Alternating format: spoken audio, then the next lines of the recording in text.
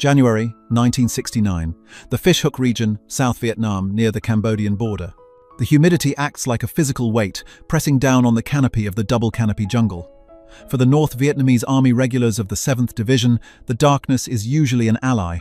But tonight, the jungle floor is vibrating with a frequency that feels wrong. Deep in the foliage, Victor, a technical advisor from the Soviet GRU, adjusts his binoculars. He is not here to fight, he is here to observe. His mandate from Moscow is specific: catalogue the attrition rates of American armor. For months, he has watched M48 Patton tanks grind through the mud, their engines screaming, their tracks sinking deep into the clay. He knows the pattern. It is a 50-ton beast of steel. It is loud, slow, and predictable. If you hit it with an RPG-7 launcher, it stops. But the sound approaching their ambush position tonight is different. It is high-pitched, a whine rather than a roar, and it is moving fast. Too fast for the terrain. Victor signals the NVA commander. They suspect an M113 armored personnel carrier. It is the only American vehicle capable of this speed in this muck. The NVA soldiers ready their weapons. An M113 is a box of aluminum. Heavy machine gun fire can shred it.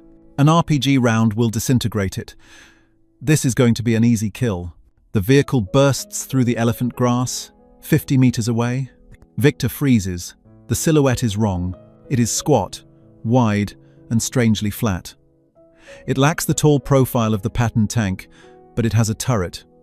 Unlike the M113 carrier, it moves with an unnatural buoyancy, almost floating over the mud that would swallow a T-54 tank whole. "Fire!" the NVA commander screams. 3 RPG teams break cover. Rockets streak across the clearing. One misses high. The second detonates against the front hull of the American machine. The explosion illuminates the clearing in a harsh orange flash.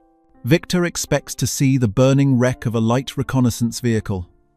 Physics dictates that a vehicle of that size moving that fast cannot have the armor to survive a shaped charge warhead. But as the smoke clears, the engine whine doesn't stop.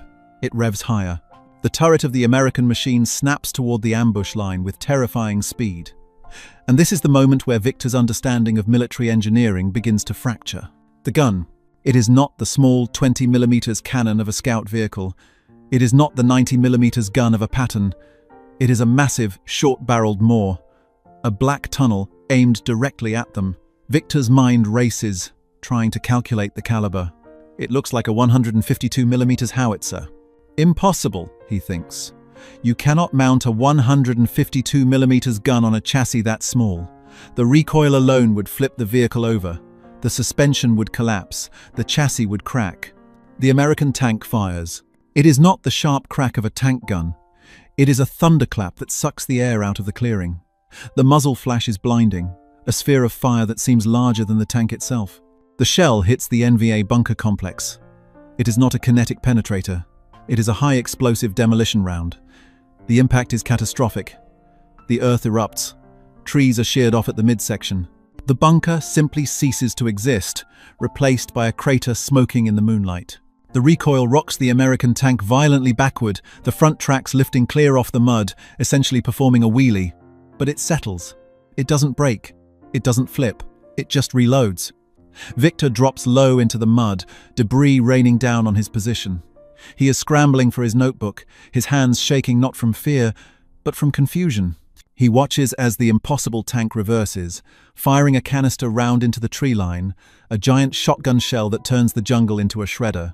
Then, just as quickly as it arrived, the machine spins on its axis and disappears back into the dark, its engine whining like a turbine. Silence returns to the fishhook. Victor crawls toward the impact site. He needs evidence. He needs to understand what just happened. He finds fragments of the vehicle's hull where the RPG struck. He pulls a flashlight from his vest and shines it on the metal shard. He frowns. He takes out a knife and scratches the surface. It's soft. "Aluminum," he whispers in Russian. "It is made of aluminum." He looks at the crater left by the 152mm shell. A gun powerful enough to level a building, mounted on a tank made of the same metal as a cooking pot. This defies every doctrine of Soviet tank design. The Soviet Union builds tanks like the T-55 and the T-62 tanks, heavy steel, thick armor, moderate guns. They believe in mass and durability. The Americans have apparently decided to ignore the laws of physics. They have built a glass cannon that floats. But the real mystery wasn't the armor. It was the gun. As Victor sifts through the debris, he is looking for the shell casing. A 152mm round should leave a massive brass casing behind. He searches the mud where the tank fired. Nothing. He widens his search. Nothing. There is no brass. There is no ejected metal. It is as if the tank fired a phantom shell. Victor sits back in the mud, the humidity forgotten. He has to write a report to the main intelligence directorate in Moscow. He has to tell them that the Americans have a tank that is light enough to be dropped from a plane, fast enough to outrun an APC, and armed with a gun that rivals a heavy artillery piece, a gun that leaves no trace of its ammunition. He knows his superiors will think he is hallucinating. He knows the engineers at the Uralvagonzavod plant will laugh at his specifications. A 152mm gun on a 15-ton chassis, they will say. It would tear itself apart. But Victor saw it. And he knows that this is just the tip of the spear. If the Americans have solved the physics of recoil and weight to this degree, what else are they hiding inside that turret? This was the first time the Soviet intelligence apparatus encountered the M551 Sheridan. But the confusion on that dark night in Vietnam was nothing compared to the panic that would set in when they realized what else came out of that gun barrel. If you enjoy unraveling the mysteries of military history and the hidden stories of the superpower standoff, make sure to subscribe to Cold War Impact. We dive deep into the technology and tactics that defined the era. Victor returns to the NVA base camp at dawn. He spends the next 48 hours drafting a priority cable to Moscow. He sketches the silhouette from memory. The snub-nosed barrel, the sloped aluminum hull, the weirdly high profile of the tracks. He labels the file Object 550-1 Preliminary Assessment. He sends the cable via secure courier to the Soviet embassy in Hanoi. From there, it is encrypted and beamed to the GRU headquarters. 2 weeks later, at a proving ground outside of Kubinka, west of Moscow, a group of Soviet generals and senior engineers gather in a sterile briefing room. The room is thick with cigarette smoke and skepticism. General Andreev, a veteran of the Great Patriotic War, throws a copy of Victor's report onto the table. "Explain this to me," Andreev barks. "Our operative claims the Americans have fielded a light tank, 15 tons, aluminum armor. He claims it survived an RPG hit, which is fortunate, but then he claims it fired a 152mm high explosive round." The chief engineer, a man named Sokolov, adjusts his glasses. "It is a mistake, Comrade General. The observer was under stress. Perhaps it was a 76mm gun, or a recoilless rifle mounted on a truck. A 152mm gun generates 40 tons of recoil force. If you put that on a 15-ton vehicle, the transmission would shatter on the first shot. The crew would be concussed." He also claims, Andreev continues, ignoring the engineer, that there were no shell casings found. None. The room goes silent. This detail bothers them more than the caliber. "Combustible cases?" Sokolov suggests, his voice dropping. "We have experimented with this. But the technology, it is unstable. The breech sealing is a nightmare. If the Americans have mastered fully combustible 152mm ammunition, they are a decade ahead of us in propellant chemistry. There is more," Andreev says, leaning forward. "We have intercepted radio chatter from the American 11th Armored Cavalry Regiment. They refer to this vehicle as the Sheridan, and they mention a secondary ammunition type, code name Shilala." "Shilelug?" Sokolov asks. "Like the Irish club?" "Yes, but the context suggests it is not a shell." Andreev taps the table. "They talk about guiding it, steering it." Sokolov laughs nervously. "Steering a 152mm shell? Impossible. The spin rate would destroy any guidance electronics. Unless..." Andreev's eyes narrow. "Unless it is not a shell." The mystery was deepening. The Soviets were looking at a puzzle where none of the pieces fit. A tank too light to exist, a gun too big to fire, and a projectile that could be steered. They needed to know more. They needed to get inside that turret. Because if the Americans had figured out how to fire a guided missile from a conventional gun barrel, every Soviet tank from Berlin to Vladivostok was suddenly obsolete. Spring, 1969. Kubinka Tank Proving Ground. Soviet Union. The crate from Vietnam sits on a steel table in the center of Hangar 4. It smells of wet rot and burnt cordite. General Andreev and Chief Engineer Sokolov stand over it like coroners examining a particularly confusing corpse. Inside are the jagged remnants of the M551 Sheridan's hull, retrieved by Victor under the cover of a monsoon rainstorm. Sokolov picks up a piece of the armor, plating with a pair of tongs. He holds it up to the harsh industrial lights. It is jagged, torn not by ballistic impact, but by the stress of the explosion. It is 7039 aluminum alloy, Sokolov says, his voice flat. The same material they use for the fuselage of their transport planes. It is heat-treated. Strong for its weight, yes. But for a tank? He shakes his head. If this vehicle catches fire, it will not just burn, it will melt. It will turn into a puddle of molten metal. The crew is sitting inside a potential furnace. Andreev ignores the safety assessment. He is looking at the bigger strategic picture. Forget the fire risk, Sokolov. Look at the weight. If the entire hull is made of this aircraft skin, what does that tell us about the vehicle's mass? Sokolov does a quick mental calculation. It would weigh less than 16 tons, maybe 15. Andreev walks over to a large map of Western Europe pinned to the hangar wall. He traces the line of the Fulda Gap, the primary invasion route for Soviet armor into West Germany. 15 tons, Andreev whispers. That is light enough to be carried by a C-130 Hercules aircraft. It is light enough to be dropped by parachute. The realization sucks the warmth out of the room. The Soviet doctrine relies on heavy armor, thousands of T-62 tanks and T-55 tanks rolling across the plains. They expect to meet heavy American M60 tanks in a head-on collision of steel. They know where the M60 tanks are. They are heavy, slow, and tied to rail lines and bridges. But a 15-ton tank? The Americans could drop a battalion of these behind Soviet lines overnight. They could seize airfields, blow up supply bridges, and wreak havoc in the rear echelon before the main battle even starts. It is an airborne assault gun, Andreev concludes. A glass dagger, dangerous to hold, but deadly if you stab from behind. But the gun, General, Sokolov interrupts, moving to the second item on the table. The gun makes no sense. He points to a blurry photograph Victor managed to purchase from a corrupt South Vietnamese officer. It shows the interior of a Sheridan turret during maintenance. The breech is open. Look at the barrel, Sokolov says, handing the general a magnifying glass. Look inside the bore. Andreev peers at the grainy image. He sees the rifling, the spiral grooves, designed to spin a shell for stability. That is standard. But there is something else. A straight, deep groove running along the bottom of the barrel, cutting across the rifling like a scar.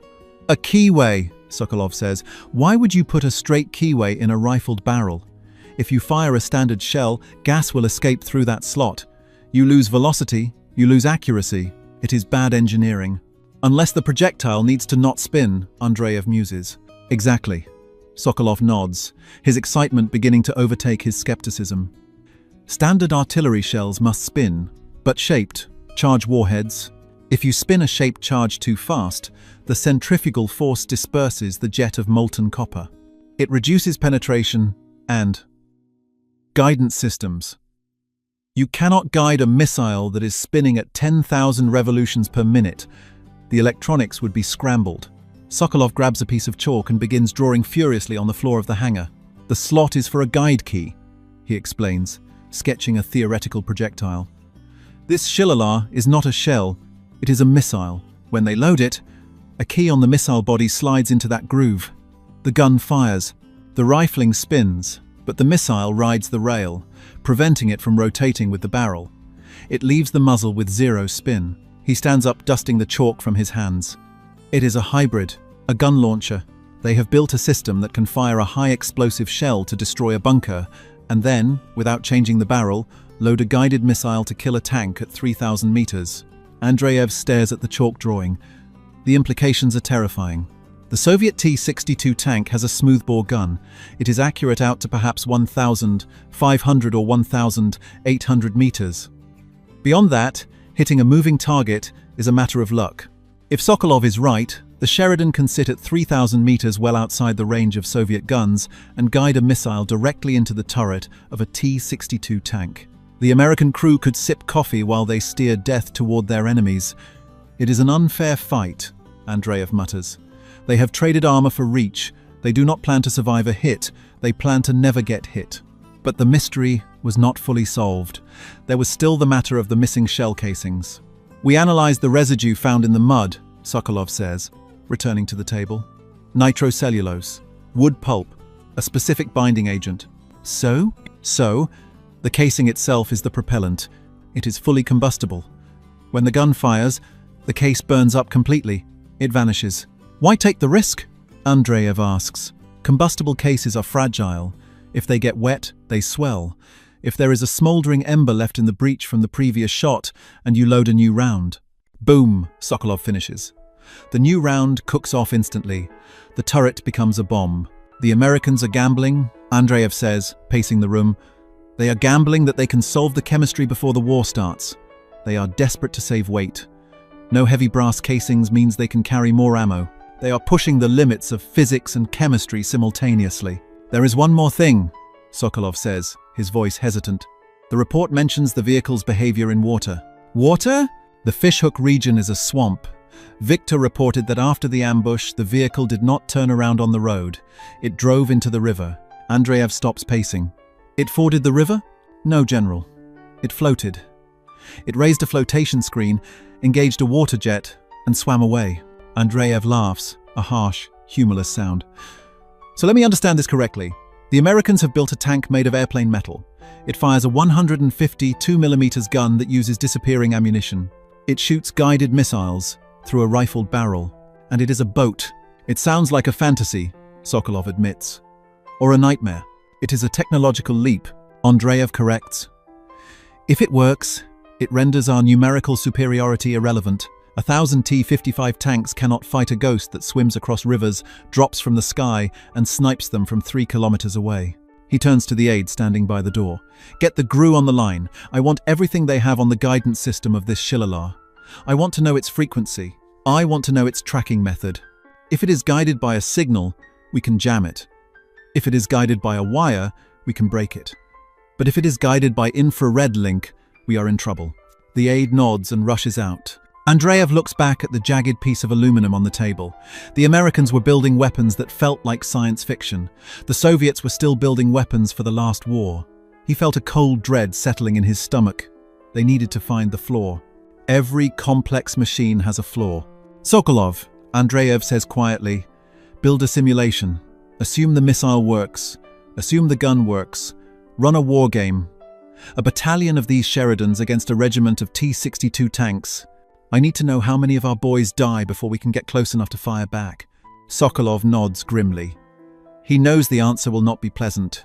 But unknown to the Soviets, the flaw they were looking for wasn't a tactical one. It wasn't about range or armor. The flaw was inside the machine itself. The magic combustible ammunition and the complex electronics were about to collide with the harsh reality of the jungle. The Americans had built a technological marvel, but they had forgotten that war is dirty, wet, and violent. And while the Soviets panicked about the Sheridan's capabilities, the American crews inside the tanks were beginning to panic about something else entirely. They were discovering that their advanced weapon had a nasty habit of trying to kill them. May 1970, the Cambodian border. The fear had metastasized.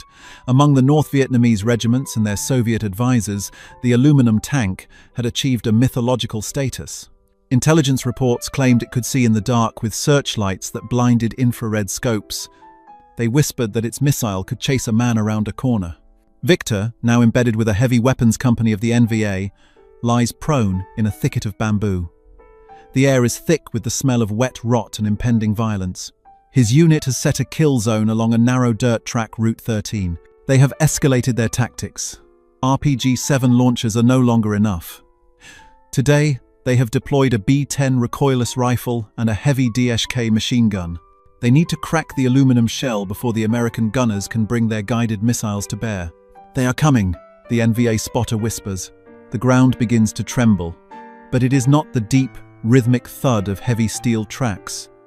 It is the high-pitched whine of the Sheridan's Detroit diesel engine. It sounds like an angry hive of wasps.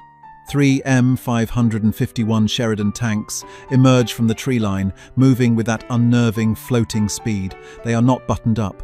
The commanders are standing in the cupolas, confident, scanning the jungle with intense scrutiny. Victor watches the lead tank. He sees the boxy transmitter mounted above the main gun, the electronic eye that guides the Shilal missile. This is the device Moscow fears most. "Wait for the broadside," Victor signals. The lead Sheridan rotates its turret. It has spotted something. Then, the impossible weapon demonstrates its power. A puff of smoke erupts from the barrel, and the missile, the Shilal, streaks out. It is slower than a shell, trailing a red infrared flare. Victor holds his breath. He expects to see the bunker across the valley disintegrate. But then, the twist. The missile doesn't fly straight. 50 meters out, it begins to wobble. It dips violently, then corkscrews upward, slamming into the canopy of a teak tree and detonating harmlessly in a shower of leaves and shrapnel. The American crew didn't miss. The weapon failed. Victor frowns. Why? Before he can process the failure, the engagement erupts. The NVA ambush is triggered. RPGs streak from the bamboo. One rocket strikes the lead Sheridan on the glacis plate. The aluminum armor holds against the shrapnel, but the impact shakes the vehicle violently. The Sheridan stops. The turret slews toward the ambush point. The crew abandons the missile. They switch to conventional rounds. The gunner loads a 152mm high-explosive shell. Victor watches through his optics. The huge gun roars. The recoil is savage. The entire front of the tank lifts 2 feet into the air. The Sheridan hop. It looks like a bucking bronco. The shell obliterates the NVA machine gun nest. The tank settles back onto its suspension with a bone-jarring crash. The loader inside is now scrambling to reload. Speed is life. And this is where the true horror reveals itself. Victor is waiting for the tank to fire again, but it doesn't. Instead, a gout of flame erupts from the turret hatch. There was no incoming fire. No RPG hit the turret. The tank simply vomited fire from the inside out. The commander, who had been shouting orders a second ago, is engulfed. He scrambles out of the hatch, a human torch, rolling off the hull into the mud. The tank continues to burn with a ferocity that defies logic. It isn't just a fuel fire. The ammunition itself is consuming the air. "Cease fire!" Victor yells, breaking protocol. The other 2 Sheridans pop smoke grenades and reverse at high speed, abandoning their burning brother. They drag their wounded commander into the jungle, leaving the smoking hulk of the M551 behind on the road. The skirmish is over in minutes. Victor rushes down the embankment, ignoring the scattered small arms fire. He needs to see the inside of that beast while it is still fresh. The fire has died down, but the heat radiating from the aluminum hull is intense. The metal is warped, sagging like melted plastic. Victor climbs onto the rear deck. He peers down into the commander's hatch. The interior is a charnel house. But amidst the devastation, Victor spots the clue that changes everything. The breech of the main gun is open. Lying on the floor of the turret, untouched by the fire, is the base of a 152mm shell casing. But the rest of the case is gone. He pieces the sequence together in his mind. The gun fired. The combustible case burned up supposedly. The breech opened to accept a new round. But something was left behind. A spark. A piece of burning residue from the first shell. When the loader shoved the new round in a round encased in highly flammable nitrocellulose, the rush of oxygen from the open breech acted like a bellows. The ember met the propellant. Ignition! The shell didn't fire through the barrel. It exploded inside the crew compartment. Victor steps back, his boots sliding on the slick, heat-warped armor. He realizes the terrifying truth. The Americans haven't just built a tank that can kill the enemy. They have built a tank that is statistically likely to kill its own crew. The missile failed because the delicate electronics couldn't handle the humidity or the vibration of the engine. The gun failed because the magic disappearing ammo leaves lethal ghosts in the chamber. He looks at the melted aluminum. This isn't a super weapon, it is a technological gamble that lost. Back at his field desk that night, Victor writes a different kind of report. The tone is no longer fearful, it is baffled. The M551 Sheridan, he writes, suffers from a catastrophic incompatibility between its ambition and its reality. The guidance system for the Shilal missile is fragile. In 3 observed firings, 2 suffered guidance failure after launch.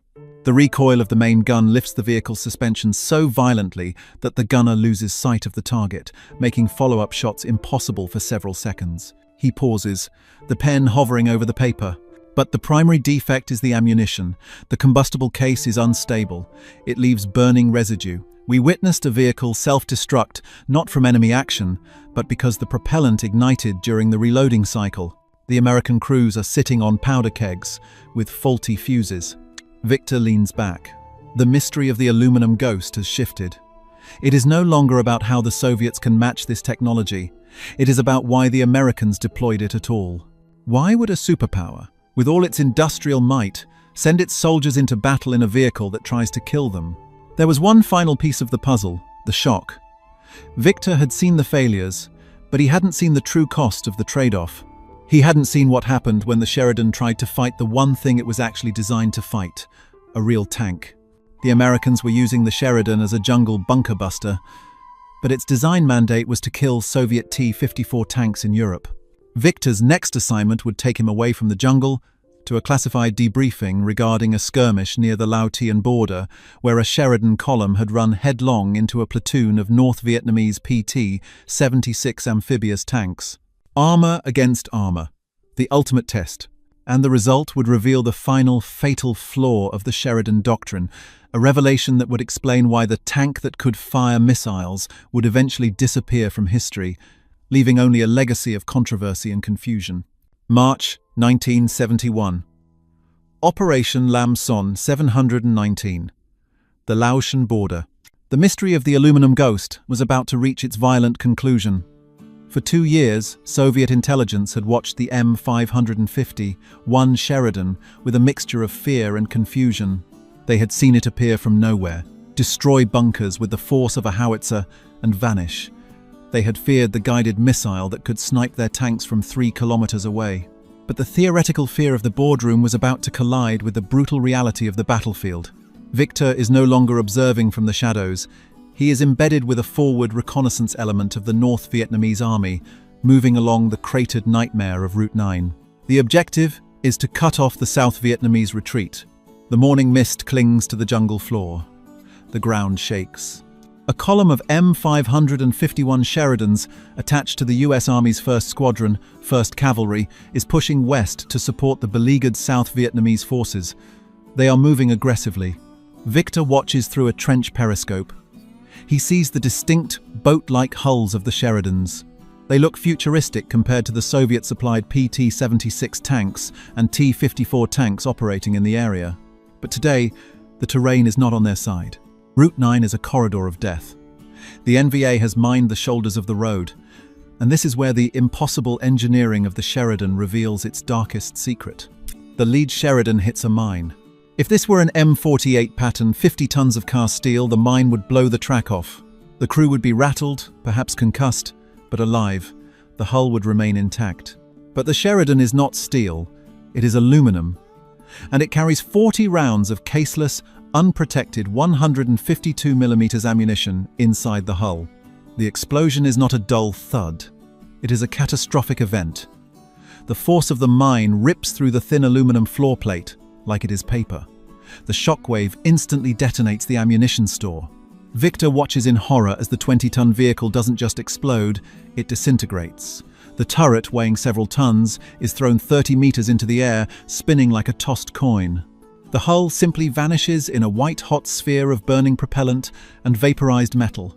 There are no survivors, there is barely any wreckage to identify. "It burns," the NVA commander next to Victor whispers. "The metal itself burns." Victor realizes the strategic implication instantly. The Americans have traded survivability for mobility. They made the tank light enough to fly, but in doing so, they made it too fragile to fight. Later that afternoon, the engagement intensifies. NVA PT-76 amphibious tanks maneuver to engage the American flank. This is the moment the Soviet generals back in Kubinka feared. Tank versus tank. The Sheridan should be using its Shilala missiles to pick off the PT-76 tanks from outside gun range. Victor waits for the missile plumes. He waits for the infrared guidance beams. They never come. Instead, the Sheridan crews are fighting a knife fight. They are firing canister rounds, giant shotgun shells, and high-explosive anti-tank heat rounds at close range. Why? Victor would later learn the truth from captured documents. The Shilala missile system was effectively useless in this war. The missile had a minimum range of roughly 800 meters to capture the guidance beam. In the dense jungles of Vietnam, you rarely saw 800 meters. If you fired the missile at a target 300 meters away, it would fly unguided and miss. Furthermore, the humidity of Southeast Asia wreaked havoc on the guidance electronics. The box on top of the barrel, the transmitter, would short out. The lenses would fog. The tank that could fire missiles was being used as a giant shotgun because its primary weapon was too sophisticated for the environment. The Soviet panic had been for nothing. The Americans had deployed a sniper rifle to a knife fight. June 1972. GRU Headquarters, Moscow. The file on Object 551 is closed. General Andreev and Chief Engineer Sokolov sit in the same briefing room where the panic had started years ago. The atmosphere is no longer tense, it is almost dismissive. Sokolov slides a final technical assessment across the table. "It is a dead end," Sokolov says. "We do not need to copy this technology, we need to avoid it." He opens the dossier to a section titled Ammunition Logistics. "The combustible case is a failure of chemistry," Sokolov explains. "In the high humidity of Vietnam, the nitrocellulose cases swell. They absorb moisture from the air.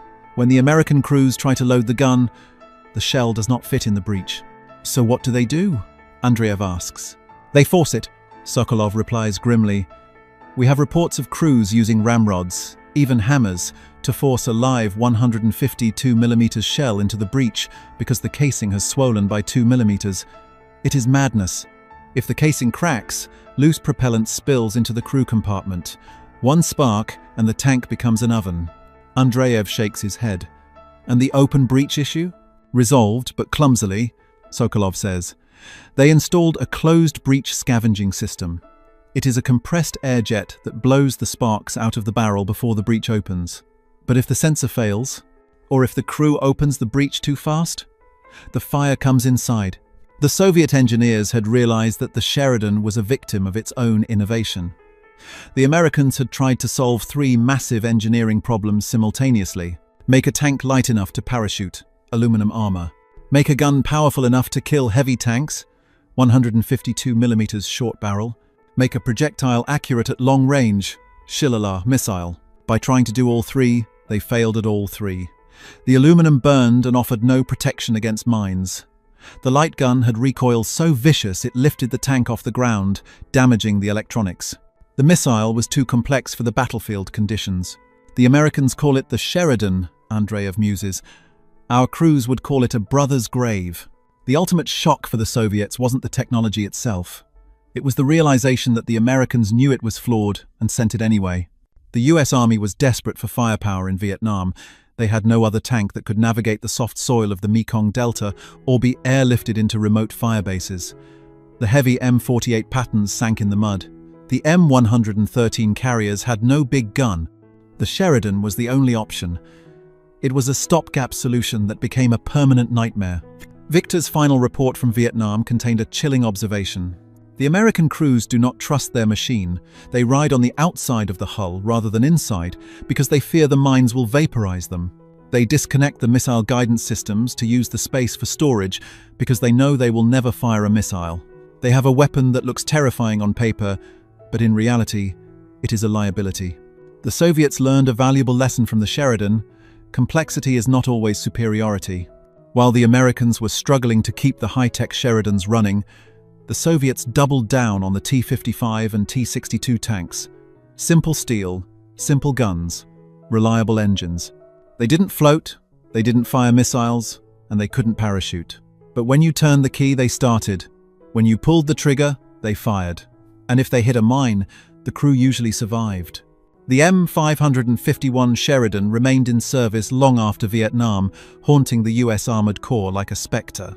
It saw combat in Panama in 1989, where it was finally dropped by parachute in combat, the only time it fulfilled its original design role. But even then, it was a relic.